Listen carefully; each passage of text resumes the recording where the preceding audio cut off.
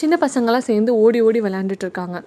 பாரேன் நல்லா இருக்கே அந்த மாதிரி ஃபீல் ஆகுது. கிட்ட போய் பார்த்தா வேணும்னே அதில் ஒரு நாயை மட்டும் பிடிச்சி வாலில் இழுத்து விளையாடுறது, அப்புறம் அதுங்க மேலே கல்லை தூக்கி போடுறது, இந்த மாதிரிலாம் பண்ணிவிட்டு அதுங்கக்கிட்ட ஓடி வரும்போது வீட்டுக்குள்ளே போய் கதவை சாத்திக்கிறாங்க. இது மாதிரிலாம் பண்ணும்போது ஒரு டாக் என்ன பண்ணும்? அஃப்கோர்ஸ் கடிக்கும். தன்னை அட்டாக் வர்ற ஒரு எந்த ஒரு விஷயமா இருந்தாலும் அதை நம்ம சண்டை போடணுன்னு தான் நினைப்போம். நம்ம அதை நம்ம ப்ரிடேட்டராக தான் பார்ப்போம். அதே மாதிரி தான் டாகும் பார்க்கும். ஆனால் அந்த டாக் அதை செய்யும்போது மட்டும் உடனே இத்தனை டாக்ஸ் இருக்குது, இத்தனை டாக்ஸ் அட்டாக் பண்ணுதுங்க, நம்மளால் எங்கேயுமே ட்ராவலே பண்ண முடியல அப்படின்னு சொல்லிட்டு இந்த மாதிரியான மக்கள்லாம் தூக்கிட்டு வராங்கல்ல, இது ரொம்ப ஒஸ்ட்டுன்னு நான் நினைக்கிறேன். ஏன்னு பார்த்தீங்கன்னா, இப்போ சுப்ரீம் கோர்ட் சொல்கிற ஜட்ஜ்மெண்ட் கூட எல்லா டாகையும் சேர்த்து நீங்கள் மொத்தமாக அடித்து கொண்டுருங்க அப்படின்னு சொல்கிற மாதிரி தான் இருக்குது லிட்ரலாக.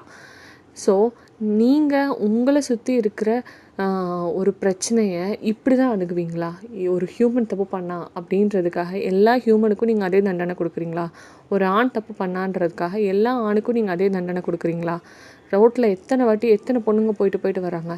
அதுக்காக எல்லா ஆணையுமே நீங்கள் பிடிச்சி அடித்து கொண்டுட்டிங்கன்னா அந்த பெண்களுக்கு எந்த தப்பும் நடக்காமல் இருந்துருமா?